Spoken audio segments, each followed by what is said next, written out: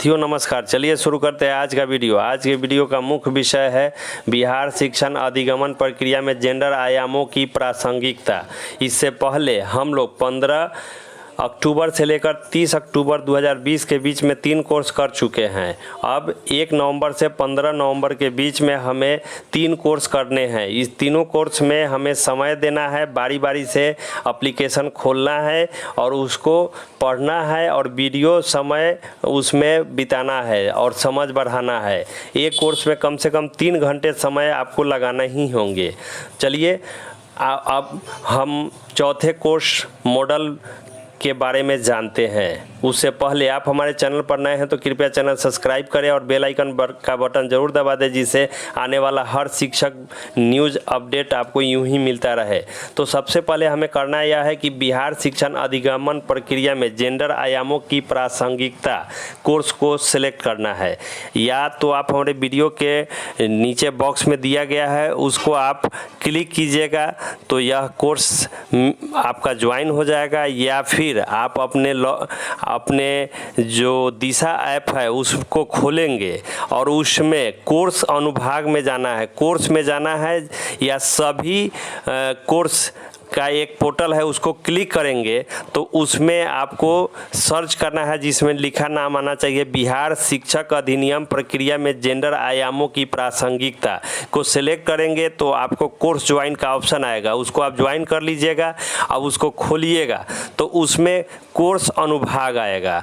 Course अनुभाग को click करना है, मतलब उसको खोलना है। तो उसमें हमारा कुछ ऊपर नीचे करके एक अवलोकन आएगा, जिसको हम देखते हैं वह है मॉडल अवलोकन होगा। शिक्षण अधिगमन प्रक्रिया में जेंडर आयाम का परिचय होगा। विद्यालय शिक्षण में जेंडर संबंधी आयामों की समझ होगी। भाषा शिक्षण में जेंडर संबंधी चिंताओं का एकीकरण होगा। सामाजिक विज्ञान शिक्षण के माध्यम से जेंडर समेकन, जेंडर संबंधी चिंताओं का गणित शिक्षण द्वारा समेकन, विज्ञान शिक्षण के द्वारा जेंडर चिंताओं का समेकन होगा। गतिविधियों के माध्यम से जेंडर संबंधी चिंताओं की समझ होगी। सारांश आएगा, पोर्टफोलियो गतिविधि आएगी, अतिरिक्त संसाधन आएगा, उसके बाद प्रश्नोत्तरी आएगा और उसके बाद सबसे लास्ट में उसमें रहेगा सर्टिफिकेट से संबंधित सूचना। तो इन सभी पोर्टलों को एक एक करके खोलना है और इसका अध्ययन करना है और अपने कॉपी में एक डायरी टाइप का बना लेना है और जो उसमें अच्छा आपको पॉइंट लगे उसको लिखना है और अपना ज्ञान बढ़ाना है। तो इसको करने के बाद जो प्रश्नोत्तरी आएगा उसका हम लोग इस वीडियो में हल देखेंगे एक एक करके, और इस प्रकार हमारा निष्ठा कोर्स मॉडल संख्या 4 पूरा होगा। तो चलिए शुरू करते हैं प्रश्नोत्तरी। शुरू करने से पहले एक बात ध्यान दीजिएगा कि हमारा प्रश्न क्रमांक अलग है, आपका प्रश्न क्रमांक अलग होगा, लेकिन आंसर 200 का एक ही होगा। तो इस प्रकार आपको देख लेना है, अपना प्रश्न का आंसर हमारे आंसर से मिलाते हुए दीजिएगा। तो चलिए, मेरे लिए पहला क्वेश्चन आया था कि में से कौन सा कार्य लिंग भेद को नहीं दर्शाता है। हमने इसका आंसर दिया शेफाली पर्वतारोही बनने के लिए प्रशिक्षण ले रही है।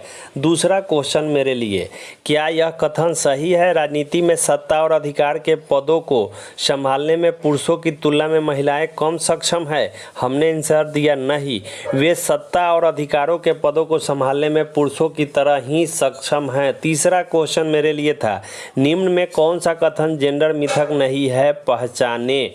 हमने इसका आंसर दिया लड़कियों लड़कों के बीच जैविक अंतर उनकी संज्ञात्मक क्षमताओं से संबंधित नहीं है। चौथा क्वेश्चन मेरे लिए था, जेंडर के बारे में निम्नलिखित में से क्या सही नहीं है। हमने इसका आंसर दिया जेंडर पुरुषों, महिलाओं और ट्रांसजेंडरों के बीच जैविक अंतर को दर्शाता है। अगला मेरे लिए क्वेश्चन था, पुरुष और स्त्रीत्व को संदर्भित करता है जेंडर। अगला क्वेश्चन मेरे लिए था, निम्नलिखित में से कौन सा कथन के पुरुषों के बारे में एक जेंडर स्टीरियोटाइप नहीं है। इसका आंसर हमने दिया लड़का पुरुष बच्चे पैदा करने के साथ साथ खाना भी बना सकते हैं।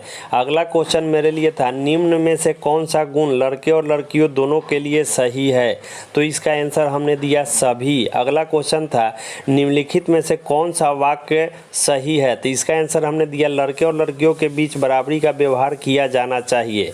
अगला क्वेश्चन मेरे लिए था जेंडर और यौवन सेक्स के बीच आवश्यक अंतर क्या है, तो इसका आंसर हमने दिया यौवन एक जैविक अंतर है, जबकि जेंडर पुरुषों एवं महिलाओं के सामाजिक रूप से निर्धारित अंतर है। अगला क्वेश्चन मेरे लिए था निम्नलिखित में से कौन सा कथन लड़कियों के बारे में एक जेंडर स्टीरियोटाइप है, इसका आंसर हमने दिया लड़कियों महिलाओं के पास नेतृत्व कौशल है और वे किसी भी पेशा में उत्कृष्टता प्रदान करती हैं। इस प्रकार हम लोगों ने मॉडल 4 का प्रश्न उत्तर जाना। अब कुछ लोग के मन में प्रश्न उठ रहा है कि हमने ऑनलाइन प्रशिक्षण शुरू नहीं किया है, तो आप जल्दी से रजिस्ट्रेशन करा लीजिए, क्योंकि 7 दिनों के लिए पोर्टल खुला हुआ है। और पहले का जो 3 कोर्स है उसके लिए अलग से एक टाइम निर्धारित करके पोर्टल पुनः खोला जाएगा, उसमें आप भाग ले लीजिएगा। उससे पहले आप अपना रजिस्ट्रेशन करा के चौथा, पाँचवा और छठा कोर्स शुरू कर दीजिए। 5 और मॉडल 6 का प्रश्न उत्तर हम अगले वीडियो में देखेंगे। उससे पहले आप हमारे चैनल पर नए हैं तो कृपया चैनल सब्सक्राइब करें। धन्यवाद।